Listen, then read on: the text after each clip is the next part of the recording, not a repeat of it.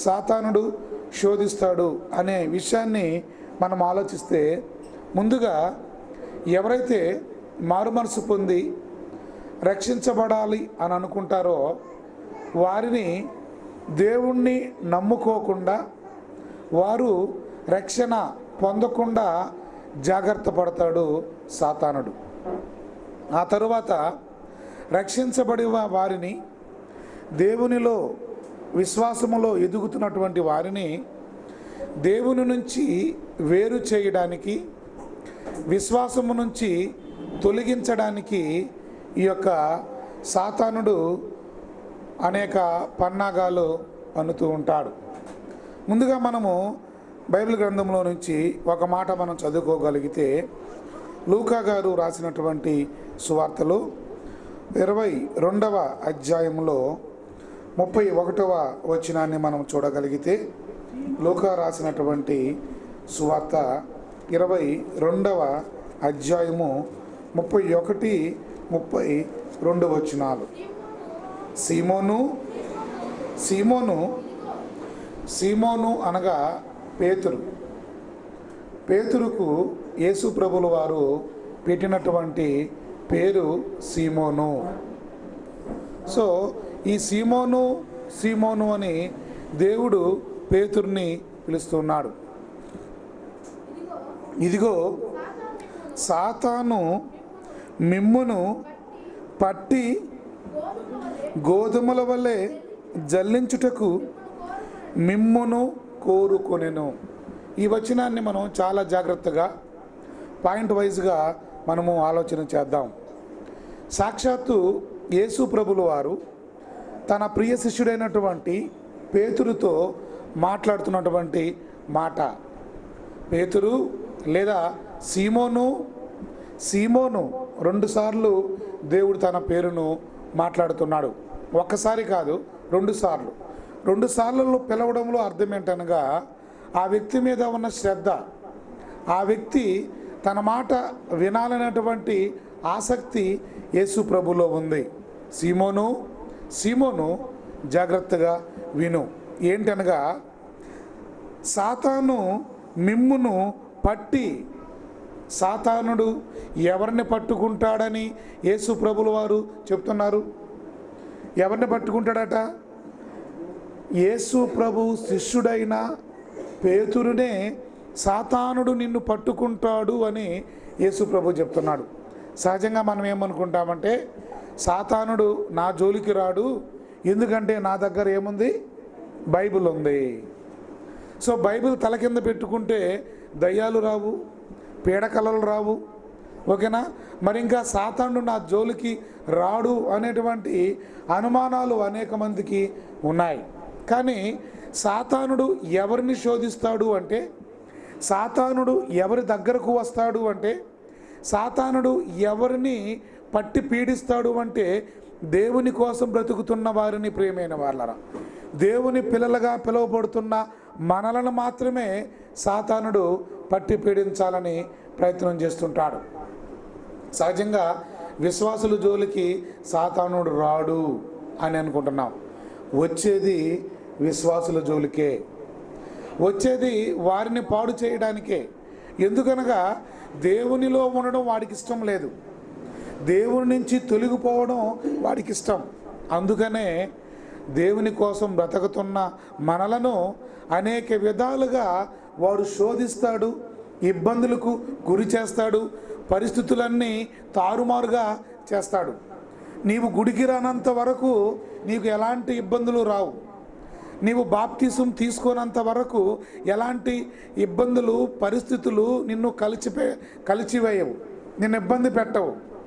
ఎప్పుడైతే గుడికి రావడానికి ప్రారంభిస్తారో, ఎప్పుడైతే దేవునికి ఏదన్నా ఇవ్వాలని మనం అనుకుంటామో, ఎప్పుడైతే ప్రార్థనకు వెళ్ళాలి అని మనం అనుకుంటామో, ఎప్పుడైతే దేవుని కోసం బ్రతకాలి, బాప్తిసం తీసుకోవాలి, దేవునిలో ఉండాలి అని మనం నిర్ణయం తీసుకొని మనము మందిరానికి వస్తూ పోతూ ఉన్నప్పుడు, అప్పుడే సాతానుడు మనలను పట్టి పీడిస్తాడు. అందుకే చాలామందికి డౌట్ వస్తుంది, దేవుని నమ్ముకోకముందు నేను హాయిగా ఉన్నానండి, దేవుని నమ్ముకోకుండా, బాప్టిజం తీసుకోకుండా, గుడికి వెళ్ళకుండా, లోకములో నా ఇష్టానుసారంగా నేను బ్రతికేటప్పుడు నాకు ఏ కుదువ లేదు, ఇంట్లో నా ఒంటిలో ఏ అనారోగ్యము లేదు, ఎలాంటి సమస్యలు లేవు, ఎలాంటి గొడవలు లేవు, కుటుంబంలో గొడవలు లేవు, ఉద్యోగం దగ్గర గొడవలు లేవు, బయట గొడవలు లేవండి.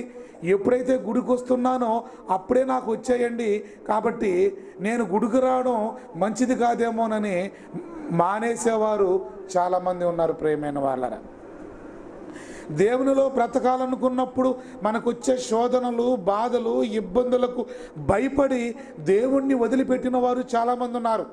అలా వదిలిపెట్టడమే సాతాను యొక్క కోరిక. అలా మనము దేవునికి దూరం కావాలన్నదే వాడి యొక్క అజెండా. సో మనం అలా దూరం అయిపోయినప్పుడు దేవుడు బాధపడేవాడు, అలాగే సాతానుడు సంతోషించేవాడుగా ఉంటున్నాడు. ఎందుకనగా గుడికి రానియకుండా చేయడమే వాడి పని. ఒకవేళ నువ్వు పొరపాటున వచ్చి వాక్యం విని వాక్యం ప్రకారం బ్రతకాలనుకుంటున్నావా, అప్పుడు నీకు అనుమానాలు రేకెత్తిస్తాడు. నువ్వు స్థిరంగా నిలబడ్డావనుకో, నిన్ను దేవుని నుంచి వైదొలిగించడానికి నీకు ఒక అనారోగ్యాన్ని కలుగు చేస్తాడు, నీకు మనశ్శాంతి లేనికుండా చేస్తాడు, ఇంటిలో భార్యాభర్తల మధ్య గొడవలు పెడతాడు, అత్త కోడళ్ళ మధ్య గొడవలు పెడతాడు, అన్నదమ్ముల మధ్య గొడవలు పెడతాడు సాతానుడు.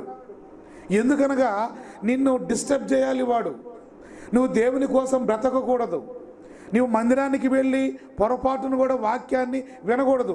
వింటే నువ్వు బాగుపడిపోతావు, ఉంటే నీవు దేవుని కోసం బ్రతికిపోతావు. కాబట్టి నేను ఏ విధంగానైనా వాడు దేవుని నుంచి దూరం చేయాలన్నదే వాడి యొక్క ప్రయత్నం. ప్రియమైన వాళ్ళరా, ఈ యొక్క సంగతి మనకు అర్థం కాక గుడికి పోతున్నప్పటి నుంచి నాకు కలిసి రావట్లేదు. ఏం రావట్లేదట? కలిసి రావట్లేదట.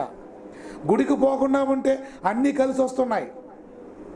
గుడికి పోకుండా దేవుని కోసం నా బతకకుండా ఉంటే అన్నీ నాకు అనుకూలంగా జరుగుతున్నాయి. గుడికి వస్తే నేను పడ్డమేంది. ఈ మధ్య దిలీప్ గుడికి వస్తూ ఉన్నాడు. ఏదో తెలీదు దేవుని గురించి, చక్కగా తన భార్య పిల్లలు వస్తూ ఉన్నారు. మంచిది, వారి కుటుంబంలో కూడా ప్రార్థన జరిగింది. వాక్యాన్ని కొంచెం నేర్చుకుంటున్నాడు. దేవుని గురించి ఎరుగుతున్న సమయంలో ఎక్కడ అతను దేవుణ్ణి నమ్ముకొని బాప్తిజం తీసుకొని దేవుని బిడ్డగా మారిపోతాడేమోనని సాతానుడు ఏం చేశాడు? బైక్ తీసి కాలు మీద వేశాడు. బైక్ తీసి కాలు మీద వేసి కాలు అదిగో కీలు తొరిగిపోయినట్టుగా భయభ్రాంతులుగా గురి చేశాడు.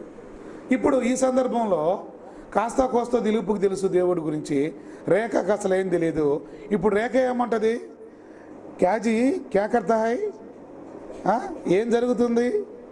కైకు మందిరానికి జాతా హై, కైకు ఆతా హై, నై జాయేంగే, చర్చికు నై జాయేగా నకో. అంతే మరి. కారణం ఏంటి? ఏంటి బండేంది, కాలు మీద పడ్డమేంది, గుడికి వెళ్తుంటే. అదే పరిస్థితి. సాతానుడు దాన్ని అవకాశంగా తీసుకుంటాడు. ఏ విధంగానైనా విశ్వాసం నుంచి తొలగించాలని వాడు ప్రయత్నం చేస్తాడు. ఇక భార్య మాట ఖచ్చితంగా భర్త వినాలి కదా, ఎందుకంటే నా మేలు కోరే కదా చెప్పింది నా భార్య. సో నా కాలు ఎరగడం ఏంటి? ఏదో పొరపాటున కాలు ఎరగలేదు, ఇంకేమైనా ఏంటి? ఏంది పరిస్థితి? దానికి ముందుగా జరిగిన సంఘటన విజయ్ కుమార్. అదిగో చాలా చురుకుగా ఉంటున్నాడు దేవుని పనిలో. ఎంత చలాకీగా ఉంటున్నాడంటే ఇదిగో ఒక రాకెట్ మాదిరిగా దూసుకుపోతున్నాడు. 3 అడుగుల బుల్లెట్ మాదిరిగా దూసుకుని దేవుని పనిలో విజిటింగ్ అని, శనివారం అని, అదిగో భయంకరంగా దేవుని పనిలో చలాకీగా చురుకుగా ఉంటూ ఉన్నాడు. ఈయన్ని కానీ అడ్డుకట్ట వేయకపోతే ఈయన్ని పట్టలేం. వీడికి ఎక్కడో ఒక దగ్గర బ్రేక్ వేయాలి. బ్రేక్ వేయాలంటే ఏం చేయాలి? వీడు మాట వింటాడంటే మాట వినడు. వీడికి బాగా వాక్యం తెలుసు, చాలా కాలంగా వాక్యం తెలుసు వీడికి. ఇలాంటి చిన్న పరిస్థితులను బట్టి వాడిని ఏదైనా చేసామంటే వాడు మాట వినడు. వాడు మాట వినాలా, వాడు డల్ అయిపోవాలా, దేవునికి దూరంగా ఉండాలి, వాడి స్పీడు ఆగాలి, వాడిని కంట్రోల్ చేయాలంటే ఏం చేయాలా? చెయ్యరు కొట్టేస్తే పోద్ది అనుకున్నాడండి. ఉత్త పుణ్యానికండి, ఏమీ లేదు. బండి మీద ఊరకనే ఆటో గుద్దింది, పడ్డాడు. అసలు ఎముక కూడా ఎరగల ఎముక. అలాని తొలగిందంటే తొలగలేదు, ఏమీ కాల, జస్ట్ దెబ్బ తగిలింది అంతే. ఆ రోజు హాస్పిటల్కి వెళ్ళాం, ఎక్స్రే తీయించాను, ఏమి ఎరగలేదు అన్నాడు. ఒక బెల్ట్ రాసి రెస్ట్ తీసుకో సరిపోద్ది అన్నాడు. అది ఇప్పుడు తడిసి మోపిడి అంత అయింది. తడిసి మోపిడి అంత అయింది. ఇప్పుడు ఆపరేషన్ చేయవలసిన పరిస్థితి ఏర్పడింది. ఇప్పుడు ఆల్రెడీ 2-3 కట్లు కట్టాడు ఆయన. ఎన్ని కట్టావు నాన్న?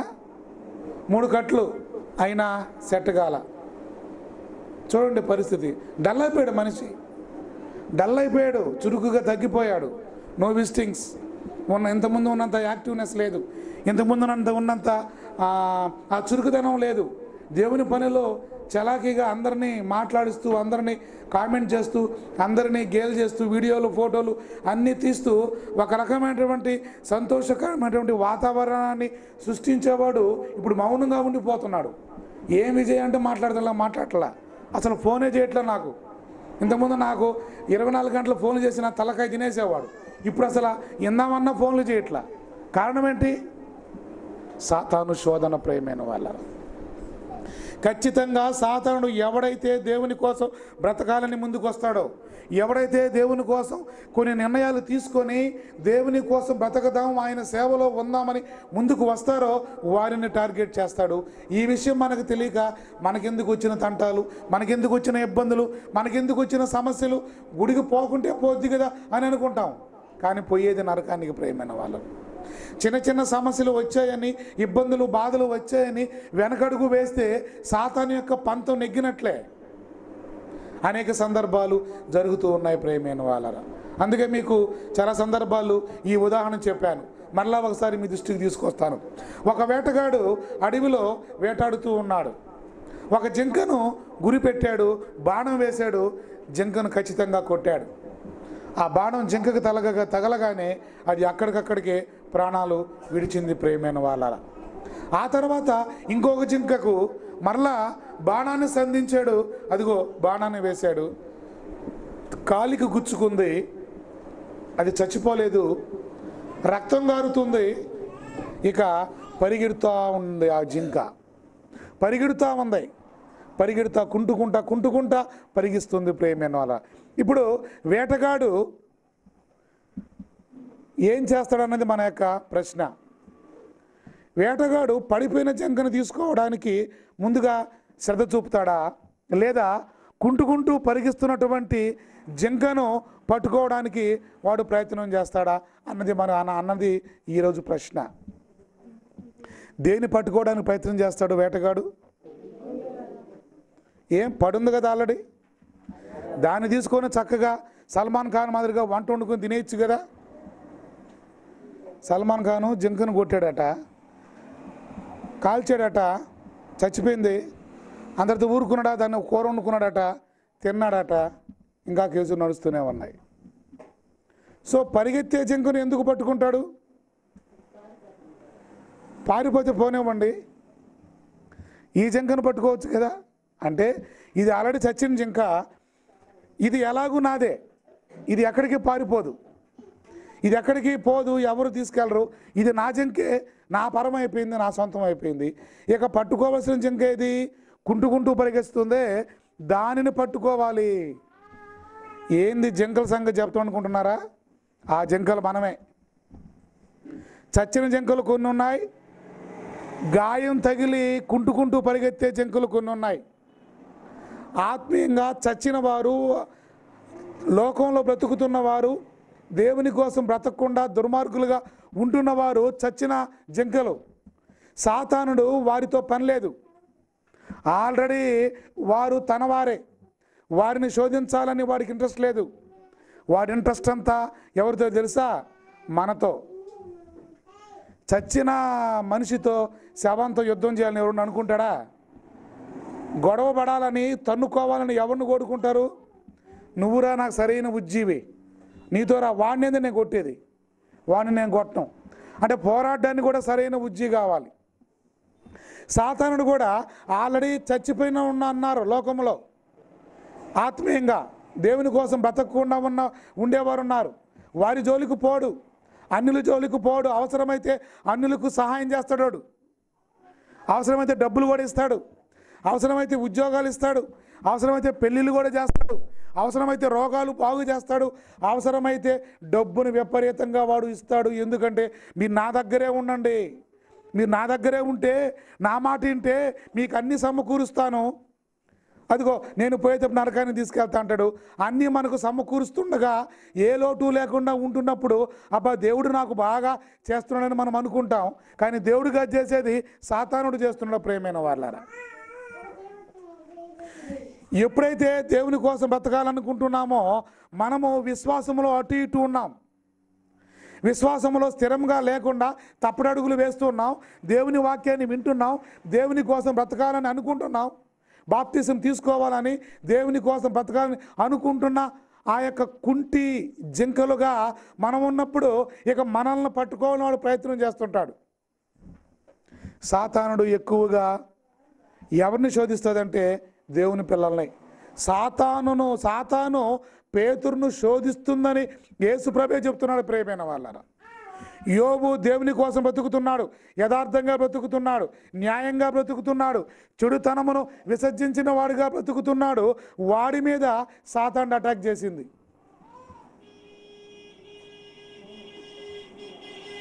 యోబు స్నేహితులు ఉన్నారు కదా, యోబు స్నేహితులు, వారి మీద సాతాను ఏమైనా ప్రయత్నం చేసిందా? చేయలా. యోబు భార్య ఉంది కదా, భార్యను కూడా ఏమి చేయలా. కానీ దేవుని కోసం బ్రతుకుతున్న వారినే సాతాను అటాక్ చేస్తుంది అన్నది ఇక్కడ మనం తెలుసుకోవాల్సిన విషయం. మనమేమనుకుంటామంటే ఏందండి దేవునిలో ఉంటే ఈ ఇబ్బందులు, దేవుడు సహాయం చేయడా, దేవుడు చూస్తూ ఊరుకున్నాడా, ఏంటి ఇబ్బందులు మనం అనుకుంటాం. కానీ దేవుని కోసం బ్రతికితేనే ఇబ్బందులు సాతాను పాలు చేస్తాడని అన్నది మనం అర్థం చేసుకోవాల్సిన విషయం ప్రియమైన వాళ్ళ. అందుకే పేతురుతో యేసు అన్నాడు, సీమోను సీమోను, సాతాను మిమ్మును పట్టుకుంటాడు సాతానుడు. దేవుని పిల్లలను మొట్టమొదటిసారిగా సాతానుడు పట్టుకోవడానికి ప్రయత్నం చేస్తాడు ప్రియమైన వాళ్ళరా. పట్టుకుంటాడు. నువ్వు ఎక్కడ దొరుకుతావని పట్టుకుంటాడు ప్రియమైన వాళ్ళరా. ఎక్కడ చిక్కుతావని నీకోసం కాపు కాసి, నీకోసం ఎరవేసి నిన్ను పట్టుకోవాలని ప్రయత్నం చేస్తుంటాడు సాతానుడు. ఎక్కడ దొరుకుతాడా ఈ సహోదరుడు, ఎక్కడ దొరుకుతాడా ఈ సహోదరుని పట్టుకోవడానికి ప్రయత్నం చేస్తుంది. నీ లూప్ హోల్ ఏంటి, నీ బలహీనత ఏంటి, దేనికి పడిపోతావు నువ్వు, ఏమి ఎరవేస్తే నువ్వు పడిపోతావు. డబ్బు ఆశను చూపిస్తే పడిపోతావా? అయితే డబ్బును చూపిస్తాడు. చంద్రబాబు నాయుడు కదా స్టీఫెన్సన్కి 5 కోట్ల ఆశ చూపిస్తే మనకు ఓటేస్తాడని ఎర చూపించాడు చూసావా. రేవంత్ రెడ్డి ద్వారా ఆ 50 లక్షలు వాడికి డబ్బిచ్చి ఇప్పుడు జైల్లో ఉన్నాడు చూసావా. ఇవన్నీ సాతాను చేసే పనులండి. ఆ స్టీఫెన్సన్ అనేటువంటి వాడు క్రిస్టియన్ వాడు, ఆంగ్లో ఇండియన్ వాడు. ఆ క్రైస్తవుడికి అదిగో ప్రలోభపెట్టి, డబ్బులు ప్రలోభపెట్టి వాడిని లొంగ తీసుకోవాలనుకొని సాతానుడు చేసిన వెర పట్టుకున్నాడు. రేవంత్ రెడ్డి చిక్కితే చిక్కాడు, వాడు ఎట్టా అన్నాడు. ఈడు క్రైస్తవుడు కదా స్టీఫెన్సన్ అనేవాడు, వాడు కూడా డబ్బుకు దొరికాడు ప్రియమైన వాళ్ళారా. డబ్బును ఆశ చూపిస్తే వాడు దొరికేశాడు. 50 లక్షలు అంతెందుకండి, ఇక్కడికి చంద్రబాబు నాయుడు కానీ మరెవరన్నా వచ్చి 10 లక్షలు తీసుకొని, పద్మమ్మ గారు ఈ 10 లక్షలు తీసుకొని యేసుప్రభుని మర్చిపోండి, నీ అప్పులన్నీ తీరిపోతాయి, నీ కష్టాలన్నీ తీరిపోతాయి అని చెప్పాడు అనుకో, ఏం చేస్తుంది పద్మమ్మ గారు? ఎగిరి గంతేస్తుంది అని నేను అనుకుంటున్నా. కాదని ఆయన చెప్పాలి. మరి ఎగిరి గంతేసి దేవుడు పడలేదు, గుడి పడలేదు, సుధీర్ బాబు వద్దు, వీళ్ళు ఏ బాబులు మాకు వద్దు, మాకు ఆ బాబే కావాలా, డబ్బులు తీసుకొని ఇంటికి వెళ్ళిపోవా? నిజంగా జరిగితే ఖచ్చితంగా ఆలోచిస్తాం ప్రియమైన వాళ్ళు, ఖచ్చితంగా ఆలోచిస్తాం, ఆలోచనలో పడతాం. పడి తీసుకుంటే ఎలా ఉంటుంది, తీసుకోకపోతే ఎలా ఉంటుంది, ఖచ్చితంగా ఆశపడతాం.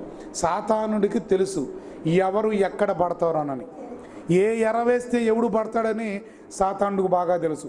మన యొక్క బలహీనత ఏంటో వాడికి బాగా తెలుసు. మన యొక్క లూప్ హోల్ ఎక్కడ వంగతాం, మనం ఎక్కడ తల వంచుతాం అన్నది వాడికి బాగా తెలుసు. కొందరికి డబ్బు ఆశ చూపిస్తాడు, మరికొందరికి పదవి ఆశ చూపిస్తాడు, మరికొందరికి హోదా ఆశ చూపిస్తాడు, మరికొందరికి మరింకేటో చూపిస్తాడు. నేత్రాశలు, శరీరాశలు, జీవపడమ్మము, ఎక్కడ నీవు వీక్కో ఆ పాయింట్ దగ్గర కరెక్ట్గా కొడతాడు. కొడితే కింద పడిపోవాలంతే. ఒక్క దెబ్బ కొడితే కింద పడిపోవాలి, మామూలుగా కొట్టడు. నీకు రోగమా, నీకు అప్పులా, నీకు పెళ్లి కాని పరిస్థితే, ఉద్యోగం రాని పరిస్థితే, ఇంటిలో సమస్యలా ఏంటి? ఏదో ఒక మీద దెబ్బ కొట్టి నిన్ను మానసికంగా కృంగదీసి నిన్ను అశాంతికి గురి చేసి దేవుని మందిరానికి పోకుండా దేవుని వాక్యం ప్రకారం బ్రతకకుండా చెయ్యాలన్నదే వాడి యొక్క ప్రధానమైన ఉద్దేశం. ప్రియమైన వాళ్ళరా, సాతానుడు పట్టుకుంటాడు, అనేక మందిని పట్టుకున్నాడు, ఆడించాడు, విదిలించాడు, నరకానికి తోసేశాడు. ఉదాహరణకు ఇస్కరియోతు యోధను పట్టాడు. ఎలా పట్టాడు? 30 వెండి నాణాలకే పట్టేశాడు. 30 వెండి నాణాలకి పడిపోయాడండి యోధా ఇస్కరియోతు. అసలు యోధా ఇస్కరియోతు గురించి ఏమనుకుంటున్నారు మీరు? యోధా ఇస్కరియోతు యేసు ప్రభు యొక్క శిష్యుడు. ఆయన దగ్గర 3.5 సంవత్సరములు శిష్యరికము చేసినటువంటి వ్యక్తి, యేసు దగ్గరే ట్రైనింగ్ పొందినటువంటి వ్యక్తే 30 వెండి నాణ్యాలకు పడిపోయాడు అంటే మీకు మన పరిస్థితిని చూడండి. ఆరోకొర వాక్యం తెలుసుకొని అక్కడో ఇక్కడో వాక్యం విని ఇలా బ్రతుకుతూ ఉన్న మనలను సాతాను పట్టి పీడించడు అంటే ఇది ఎంతవరకు నిజం? అదిగో ఏశావును చిక్కుడుకాయల కూరకు పట్టేశాడు, జ్యేష్ఠత్వపు హక్కును అమ్మేశాడండి. ఆఫ్టర్ ఆల్ భోజనము కోసం ఎంతమంది దేవుణ్ణి వదిలేసిన వారు లేరు? అలాగే ఆస్తి కోసం, అంతస్తు కోసం ఎంతమంది దేవునికి దూరమైన వారు లేరు? సో సాతానుడు పట్టుకుంటాడు. మొట్టమొదటిసారిగా నువ్వు ఎక్కడ దొరుకుతావో అక్కడ. వాడి యొక్క ఆయుధాలు ఏంటో తెలుసా? వాడు ఆయుధాలను ఉపయోగిస్తాడు. ఏ ఆయుధముతో నిన్ను పట్టుకుంటాడనగా హబక్కూకు గ్రంథము 1వ అధ్యాయము 15వ వచనం చూడండి. హబక్కూకు గ్రంథము 1వ అధ్యాయము 15వ వచనంలో వాడు అనగా సాతానుడు గాలము వేసి మానవులనందరినీ గుచ్చి లాగి ఉన్నాడు, ఉరులు వగ్గి చిక్కించుకొనుచున్నాడు. వాడు తన వలలో వారిని కూర్చుకొని సంతోషపడి గంతులు వేయిచున్నాడు. సాతానుడు చేసే పనులు ప్రియమైన వాళ్ళరా, వాడు ఏం చేస్తాడట? గాలము వేస్తాడు. గాలము, అదిగో ఒక చేపను పట్టుకోవడానికి గాలానికి ఏమేస్తారు? ఎర అనగా ఆహారము వేస్తే చేప వచ్చి ఆహారాన్ని తిందామని గాలాన్ని పట్టుకుంటుంది. ఆ యొక్క ముళ్ళును అది దానికి అంటుకుంటుంది, పడిపోతుంది. ఆఫ్టర్ ఆల్ ఒక చిన్న ఆహారం కోసం తన జీవితమే బలైపోతుంది. ప్రేమైన వాళ్ళరా, దేవుడు కూడా అనగా సాతానుడు కూడా మనలను ఒక చిన్న తుచ్చమైనటువంటి ఒక చిన్న పనికి మనలను ఆకర్షించి మనలను వాడి లోపల తీసేసుకొని మన జీవితమనే సర్వనాశనం అయిపోయేటట్టుగా సాతానుడు చేస్తాడు. వాడు ఉపయోగించే గాలము ప్రియమైన వాళ్ళరా, గాలము ఒక్కొక్క వ్యక్తిని పట్టుకోవడానికి గాలాన్ని సాతానుడు ఉపయోగిస్తాడు. సాతానుడు నీకు ఎలాంటి గాలము వేశాడో ఈరోజు నువ్వు ఆలోచించాలి. ఎలాంటి గాలాన్ని వేసి నిన్ను పట్టుకుంటున్నాడు? వ్యక్తిగతంగా పట్టుకుంటాడు సాతానుడు ఒక వ్యక్తిని. ఎలాంటి గాలాన్ని నీకు వేశాడు? నీవు పడిపోతున్నావా, దూరంగా వెళుతున్నావా? ఆశ చూపిస్తుంది, నిన్ను ఆకర్షిస్తుంది, నిన్ను ఆకట్టుకుంటుంది, నిన్ను అమాంతంగా నిన్ను మింగేయడానికి సాతానుడు ప్రయత్నం చేస్తున్నాడు ప్రేమైన వాళ్ళ. సో అలాంటి ఆకర్షణలకు నీవు లొంగకూడదు. సాతానుడు హవ్వను ఆకర్షించాడు, హవ్వకు ఎర చూపించాడు, హవ్వకు ఆకర్షించే విధంగా హవ్వను చేశాడు. మీరు ఆ పండు తింటే దేవతల వలె మారిపోతారు. ఆశ చూపించాడు, పట్టుకున్నాడు, గాలము వేశాడు, అవ్వ దొరికింది, అవ్వతో పాటు ఆదాము కూడా దొరికాడు. సర్వనాశనం అయిపోయినట్టుగా మనము చూస్తూ ఉన్నాం. ఎంతోమందిని ప్రియమైన వాళ్ళరా. ఆ తర్వాత ఉరులు వేస్తాడు. ఇక్కడే మనం చూసాం, ఉరులు వగ్గి. ఉరులు అనగా ఉచ్చు. ఉరులు అనగా ఉచ్చు. ఉచ్చు అనగా ఏంటో తెలుసా? ఉచ్చు అనగా అక్కడి నుంచి మనం చిరుక్కున్నామంటే ఇక బయటకు వచ్చే పరిస్థితి లేదు. ఉచ్చులో ఇరుక్కున్నామంటే ఇక దాన్ని తప్పించుకోవడే, బయటకు వచ్చే అవకాశం లేదు. ఇక మీకు అందరికీ తెలుసు, చిన్నప్పుడు చదువుకున్నాం పావురాల కథ. పావురాలు ఏం చేశాయట పావురాళ్ళు? మేత ఉందని అన్నీ అక్కడికి వాలాయట. అక్కడేముంది? వల వేసేసి ఉన్నాడు ఆల్రెడీ. ఉచ్చుతో కూడినటువంటి వల వేసేసి ఉన్నాడు. వారిలో ఉన్నటువంటి ఒక బుద్ధి కలిగినటువంటి పావురాయి, వద్దు, వేటగాడు అక్కడ ఉన్నాడు, మనం అక్కడికి వెళ్ళకూడదు, ఆ ఆహారాన్ని ఆశపడకూడదని ఒకటి చెప్తే అందులో వద్దకపోతాము. ఏం చెప్పిందట పావురాయి? వీళ్ళు అట్టే చెప్తారు, మనకు ఆహారం కావాలి, వెళదాం పదండి, ఆహారం తిందాం పదండి, వీడికేం తెలుసు అనే ఒక వృద్ధ కపోతము లేదా పావురాయి చెప్పిందట. ఆ మాట విని అన్ని పావురాళ్ళు వెళ్ళాయి, వాలాయి, ఆహారం తింటున్నాయి. వేటగాడు వల వేసాడు, అన్నీ చిక్కుకున్నాయి. వల ఉచ్చులు. ఇక ఆ ఉచ్చులో పడ్డామంటే ఇక బయటికి రాలేవు నువ్వు. ఇక అక్కడ ఇరుక్కుపోవాల్సిందే. ముందు గొయ్యా వెనక నొయ్యా పరిస్థితి అయిపోతుంది. ఆ విధంగా నిన్ను సెట్ చేస్తాడు వాడు, ఆ విధంగా నిన్ను ఇరికిస్తాడు వాడు. అనేక సమస్యలలో, అనేక ప్రాబ్లమ్స్లో, అనేక ఇబ్బందులలో నిన్ను ఇరికిస్తాడు వాడు. ఉచ్చులు వేసాడంటే వాడు ఇక బయటికి తప్పించుకోలేనటువంటి పరిస్థితి. ఖచ్చితంగా నీవు శిక్షను అనుభవించేటువంటి పరిస్థితి ప్రియమైన వాళ్ళ. ఇవి సాతాను ఉపయోగించే ఆయుధాలు. గాలము వేస్తాడు మొదటిసారిగా, రెండవదిగా ఉరులు ఉచ్చులు వేసేవాడుగా ఉంటున్నాడు, మూడవదిగా వలలు వేస్తాడు. వలలు వేస్తాడు. వలలో అనేక మంది తిరుగుతారు ప్రియమైన వాళ్ళ. ఒక్కడికైతే గాలం వేస్తాడు, ఉచ్చులు వేస్తాడు, అనేక మందిని పడగొట్టడానికి ఇదిగో వలలు వేసి పట్టుకునేవాడుగా ఉన్నాడు ప్రియమైన వాళ్ళ. కాబట్టి సాతానుడు నిన్ను పట్టి, పేతురుతో అంటున్నాడు, పేతురు సాతానుడు ఏం చేస్తున్నాడు? నిన్ను పట్టుకుంటాడు. ఎలా పట్టుకుంటాడు? ఎర చూపించి, ఆశ చూపించి వల వేస్తాడు, గాలం వేస్తాడు. ఉచ్చులు సాతానుడు ఉపయోగించే ఆయుధాలు ప్రియమైన వాళ్ళ. ఇవి మన కంటికి కనిపించవు. గాలము కనిపించదు, ఉచ్చులు కనిపించవు, వలలు కనిపించవు. మనకు పరిస్థితులన్నీ అనుకూలంగా ఉన్నాయనిపిస్తుంటుంది. అదిగో పలానా దగ్గరికి వెళితే ఇలాంటి ఆదాయం వస్తుంది అనిపిస్తుంది, పలానా దగ్గరికి వెళితే ఇలాంటి మేలు జరుగుతుంది అని అనిపిస్తుంది. ఇవన్నీ ఎరలన్న సంగతిని మనము గుర్తుంచుకోలేం. ఎప్పుడైతే ఈ ఎరను ఆశపడి దగ్గరికి వెళ్ళి దాన్ని తీసుకుంటామో అప్పుడు మనము ఉచ్చుల్లో ఉన్నామన్న సంగతి మనకు అదే తెలియజేస్తుంది. మనము గాలానికి చిక్కామన్న సంగతి మనకు తెలియజేస్తుంది. మనము వలలో ఇరుక్కున్నామన్న సంగతి మనకు సాతాను తెలియజేస్తాడు ప్రియమైన వాళ్ళరా. కనుక సాతానుడు ఏ విషయములో నిన్ను పట్టడానికి ప్రయత్నం చేస్తున్నాడు, ఏ విషయములో నిన్ను ఆల్రెడీ పట్టేశాడు, ఈ సమయంలో జ్ఞాపకం చేసుకోవాలి. ఎలాంటి ఎరవేసి నిన్ను పట్టుకున్నాడు, ఎలాంటి ఎరవేసి, గాలము వేసి, ఉచ్చులు వేసి, అదిగో వల వేసి నిన్ను పట్టుకున్నాడు, నిన్ను లాగుతున్నాడు, ఈ సమయంలో జ్ఞాపకం చేసుకోవాలి ప్రియమైన వాళ్ళరా. ఆ తర్వాత ఏమన్నాడు ఇక్కడ లూకా సువార్తలో? వాడు సాతానుడు నిన్ను పట్టి గోధుమల వలె జల్లించుటకు మిమ్మును కోరుకొనెను. రెండవదిగా సాతానుడు చేసే పని ఏంటో తెలుసా? జల్లిస్తాడు. జల్లెడ అన్నది అందరికీ తెలుసు కదా. జల్లెడ ప్రతి ఒక్కరిళ్లలో జల్లెడ ఉంటుంది. ఏముండాలండి ఈ రోజుల్లో? జల్లెలు లేవు. జల్లెలు పోయి అన్ని మిషన్లు వచ్చినాయి. రాబోయే తరానికి జల్లెడంటే ఎలా ఉంటుందని మనం చెప్పవలసిన పరిస్థితి వస్తుంది. బొమ్మ గీసి జల్లెడంటే ఇది అని చెప్పాలి.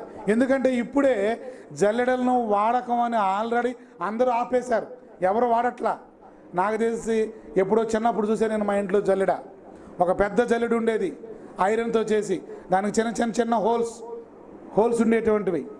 ఏదో బియ్యాన్నో లేకుంటే వడ్డులనో ఏదో చెరిగేవారు. ఇలా చెరగతా ఉంటే ఆ గట్టి గింజలన్నీ కింద రాలేవి, చెత్త చెదారం అంతా పైన ఆగిపోయేది. దాన్ని పక్కన పడేసాం. ఇదిగో ఇల్లు కట్టడానికో గోడ కట్టడానికో బేల్దారులు కూడా ఏం చేస్తారు? ఇసుకను జల్లిస్తారు. అందులో రాళ్ళు, చెత్త చెదారము, సిమెంట్ ముక్కలు ఏదన్నా చిన్నవి ఉంటే అవి కట్టుబడికి ఉపయోగపడవు కనుక మెత్తటి స్మూత్గా ఉండే ఇసుకను వారు రాబట్టుకోవడానికి జల్లెడ మీద జల్లిస్తారు. ఆ తర్వాత పైనంతా చెత్త జరుగుపోతుంది, దాన్ని పడేస్తారు. ఇది జల్లెడ అంటే. సో జల్లెడ, మనమైతే జల్లెడను వాడకం ఆపేసాం, మనం వాడట్లా ఇండ్లలో. కానీ ఉపయోగించేవాడు ఒకడు ఉన్నాడు, సాతానుడు. సాతానుడు మాత్రం జల్లెలను పట్టి వాడు వాటిని ఉపయోగిస్తున్నాడు. అందరినీ జల్లెలలో వేసేసాడు. మనందరినీ జల్లెల్లో వేసి ఎలా ఊపుతున్నాడు. ఊపుతున్నప్పుడు గట్టి గింజలు కింద రాలతాయి, చెత్త చెదారం అంత పైన ఉండిపోతుంది. అందుకే సాతానుడు మిమ్మును పట్టి గోధుమలను జల్లించినట్లుగా జల్లిస్తాడు అంటున్నాడు. చూడండి, అక్కడ గోధుమల వలె జల్లించుటకు మిమ్మును కోరుకొనెను. జల్లెడ. సాతానుడు యొక్క జల్లెడలో నీవు ఉన్నావా? సాతాను యొక్క జల్లెడలో మనం ఉంటే ప్రమాదం. ప్రేమైన వాళ్ళరా, ఏ కాడికి మనల్ని వాడు ఇబ్బంది పాలు చేయాల అన్నది వాడి ఉద్దేశం. దేవుని నుంచి దూరం చేయాలన్నదే వాడి ఉద్దేశం. జల్లెడలో పడి వాడు ఊపుతూ ఉండగా ఆ ఊపులకు మనం తలడిల్లిపోతాం. ప్రేమైన వాళ్ళరా, మన కుటుంబాన్ని కొన్నిసార్లు ఊపిస్తాడు. పరిస్థితుల ప్రభావం బట్టి వ్యక్తిగతంగా నిన్ను ఊపుతాడు, సంఘపరంగా కూడా ఊపుతాడు. అనేక ఆర్థిక పరిస్థితులు గుండా నిన్ను ఊపి, నిన్ను కదిలించి, నిన్ను అల్లాడించి, నిన్ను చిల్లా చెదురు చేసే ప్రయత్నము సాతాను చేస్తాడు. ప్రియమైన వాళ్ళను, జల్లెడలో వేసి ఊపడం అంటే చిన్న పని అనుకున్నారా? చిన్న పని కాదు. మనల్ని కానీ జల్లెల్లో అటు ఇటు వేసి ఊపితే ఆ కొయ్యకు ఒక దెబ్బ తగిలి అటు వేసినప్పుడు, ఇటు ఊసినప్పుడు ఈ కొయ్యకు ఒక దెబ్బ తగిలి, ఓకేనా, అటు ఇటు ఇక చూసుకోండి, ఒక వ్యక్తిని కదా చంప చెల్లుమని పెంచినట్లుగా సాతానుడు మనల్ని అదే పని చేస్తున్నాడు. ప్రియమైన వాళ్ళను, జల్లెడల్లో వేసి వాడికి ఇష్టం వచ్చినట్టుగా దాన్ని అటు ఇటు ఊపుతుంటే అటు ఆ పక్క ఒక దెబ్బ, ఈ పక్క ఒక దెబ్బ, దెబ్బ మీద దెబ్బ తగులుతూ ఉంటే నాకొద్దురా బాబు ఈ దేవుడిని వదిలిపెట్టాలన్నది సాతాను యొక్క ఉద్దేశం. అందుకే చూడండి, మన కుటుంబాల్లో, మన వ్యక్తిగత జీవితంగా ఒక దెబ్బ తగిలిందంటే మళ్ళా తగులుతూనే ఉంటుంది. ఆర్థికంగా చితికిపోయామా, ఇదిగో మళ్ళా అనారోగ్యం వచ్చేస్తుంది. అనారోగ్యం పగ్గుందా, మరి ఇంకా ఎవరు చనిపోతారు ఇళ్లలో. ఇదిగో ఇక్కడ చనిపోయాడా, మరి ఇంకేంటో సమస్య, గొడవ, ఏదో ఒకటండి. దెబ్బ మీద దెబ్బ తగులుతూ ఉంది అంటే అర్థమేంటో తెలుసా? సాతానుని యొక్క జల్లెడలో నీవు ఉన్నావు. వాడు ఊపుతుంటే అటు ఆపక ఆ దెబ్బ తగులుతుంది, ఇటు ఈ దెబ్బ తగులుతూ ఉంది. దెబ్బ మీద దెబ్బ నీకు తగులుతూ ఉంది. సమస్యల మీద సమస్యలు నీకు వస్తూ ఉన్నాయి. అనారోగ్యాలు, ఆర్థిక ఇబ్బందులు, ఇంటిలో గొడవలు, సమస్యలు, ఇదిగో ప్రతి విధమైనటువంటి ఇబ్బందులకు నీవు గురవుతున్నావు అంటే అర్థమేంటో తెలుసా? సాతాను యొక్క జల్లెడలో నీవు ఉన్నావు. సాతానుడి జల్లెడలో నీకుంటే ప్రమాదం. ప్రియమైన వాళ్ళ, ఏ కాడికి వాడు నిన్ను ఇబ్బందులు పాలు చేయాలన్నదే వాడి ఉద్దేశం. క్రీస్తు ప్రేమ నుండి దూరం చేయాలన్నదే వాడి యొక్క ఉద్దేశం. ప్రేమైన వాళ్ళరా, కానీ కొన్నిసార్లు దేవుడు కూడా జల్లించడానికి ఇష్టపడతాడు. దేవుడు కూడా జల్లిస్తాడు. ప్రేమైన వాళ్ళరా, దేవుడు జల్లించడంలో ఉద్దేశము ఒకటైతే సాతానుడు జల్లించడంలో ఉద్దేశం మరొకటి. సాతాను యొక్క జల్లెడలో నీవుంటే నీకు ప్రమాదం. ఎందుకంటే వాడు విశ్వాసము నుంచి నిన్ను తొలగించడానికే వాడు ప్రయత్నం చేస్తాడు. దేవుని జల్లెడలో నీవు ఉన్నావనుకో, నీకు ఎలాంటి అపకారము జరగదు, నీకు ఎలాంటి ఇబ్బంది జరగదు. ఒకవేళ నీకు ఇబ్బంది అని అనిపించినా అంతిమ విజయం మనదే. దేవుడు మేలు కోరి ఆయన మనల్ని జల్లించాలని ఇష్టపడతాడు. మన మేలు కోరి మనము స్థిరపరచడానికి, మనం విశ్వాసములో నిలబడ్డానికే దేవుడు జల్లించేవాడుగా ఉంటూ ఉన్నాడు.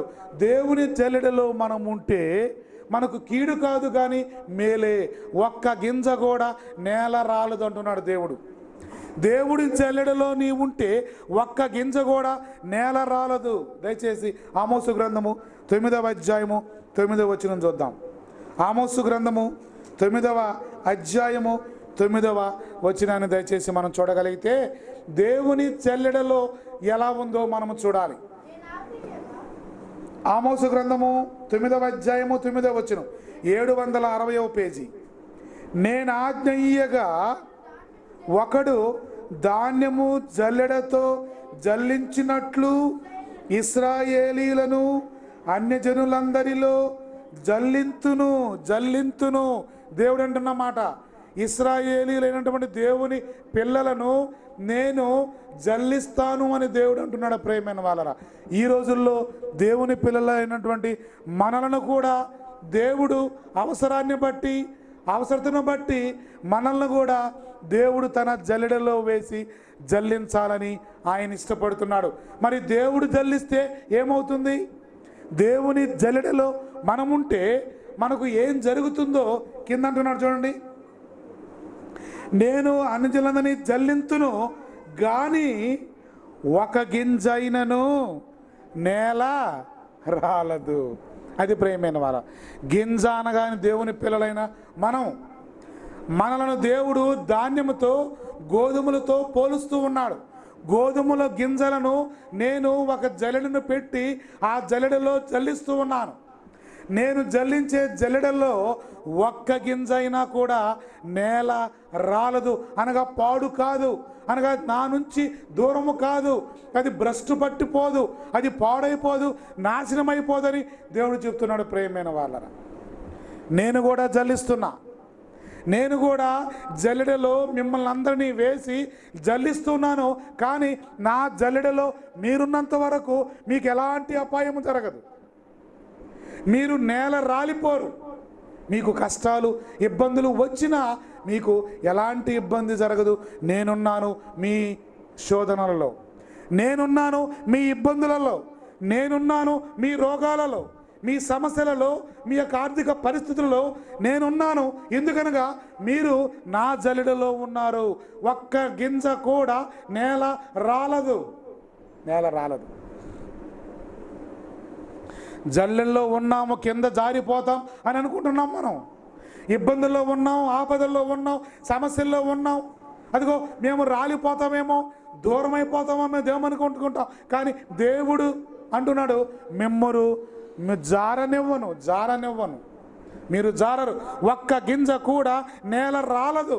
నేనున్నాను, నా దక్షిణ హస్తములో మీరున్నారు. ప్రేమైన వాళ్ళరా, దేవుని జల్లెడలో నీవుంటే నీకు క్షేమం, అనగా దేవుడు కూడా జల్లిస్తాడు అన్నది మీరు అర్థం చేసుకోవాలి. దేవుడు కూడా ఇబ్బందులు మన జీవితాలలో అనుమతిస్తాడు. దేవుడు కూడా ఆర్థిక సమస్యలు, అనారోగ్య పరిస్థితులు, వీటన్నిటినీ మన జీవితంలో ఆయన అనుమతిస్తాడు.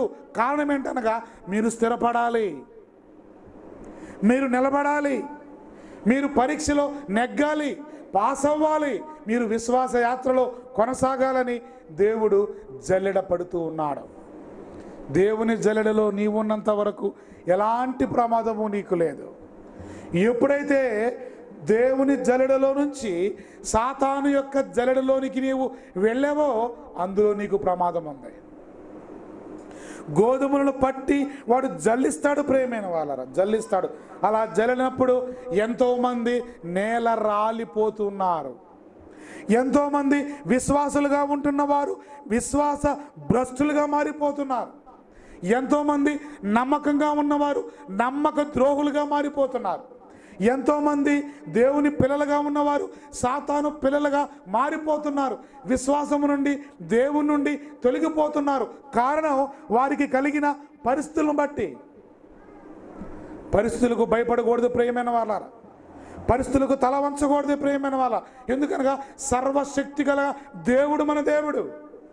నీకు విశ్వాసం లేదన్నమాట, నీకు నమ్మకం లేదన్నమాట, నీవు అవిశ్వాసవి, అపనమ్మకస్తుడివి నీవు. ఎందుకనగా భూమిని ఆకాశమును సర్వ సృష్టిని సృష్టించిన దేవుడు మన తండ్రి. మనకు విరోధముగా ఏ ఆయుధము వర్తిలదన్న మాట నీవు నమ్మగలిగితే, నీవు నమ్మిన దేవుడు నీ కన్న తండ్రి ఏదైనా చేయడానికి సమర్థుడు అన్న విశ్వాసం నీలో ఉంటే నీవు తొలగిపోవు. మన యొక్క అవిశ్వాసము, మన యొక్క అపనమ్మకము ప్రియమైన వాళ్ళరా, సాతానుడు చేసేది కూడా అదే.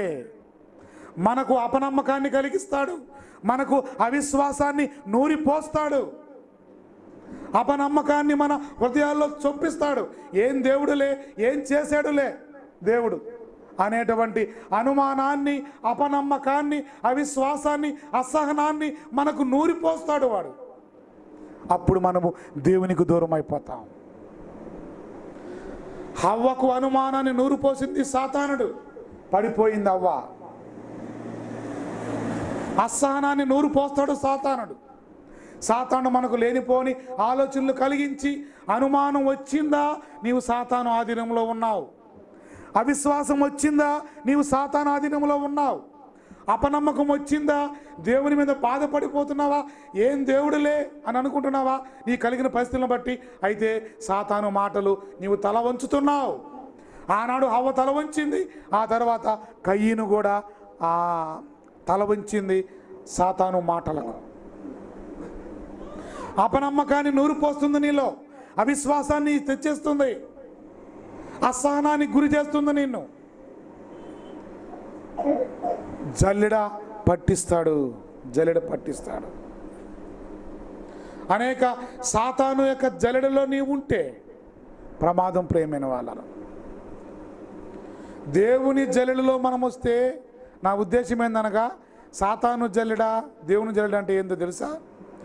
దేవుడే మనకు కొన్ని పరిస్థితులు గుండా పోనిస్తాడు. దేవుడే మనకు కొన్ని ఇబ్బందులను గురి చేస్తాడు. ఇబ్బందులు, కష్టాలు, నష్టాలు సాతాను నుంచి మాత్రమే కాదు, దేవుని నుంచి కూడా వస్తాయి అన్నది మీరు అర్థం చేసుకోవాలి. ఇదో దేవుని జల్లెడ అనగా, దేవుడు మనకు ఇచ్చేటువంటి కొన్ని శ్రమలు, కొన్ని ఇబ్బందులు, కొన్ని అవమానాలు, కొన్ని నిందలు, ఇవి దేవుడు మనకు అనుగ్రహించేయి, అనుమతించేయి. ఇందులో మనకు నష్టం ఉండదు. మనము పాడుగాము, మనం విశ్వాసం తొలగిపోము, నిలబడతాం, స్థిరపడతాం ఒక యోబులా. కానీ ఎప్పుడైతే సాతాను ద్వారా ఇబ్బందులకు మనము గురవుతుంటామో, సాతాను యొక్క జల్లెడలోనికి మనం వెళతామో, అప్పుడే మనకు ప్రమాదం. కానీ మనకు అర్థం కాని విషయం ఏంటో తెలుసా? అర్థం కాని విషయం ఏం తెలుసా? మనకు వచ్చే ఇబ్బందులు, బాధలు దేవుని వల్ల వచ్చాయా, సాతాను వల్ల వచ్చాయా అన్నదే మనకు అర్థం కాని పరిస్థితి. అదే మనకు అర్థం కాదు. దేవుని జల్లెడలో మనం ఉన్నామా, సాతాను యొక్క జల్లెడలో మనం ఉన్నామా అన్నదే మనకు అర్థం కాని పరిస్థితి.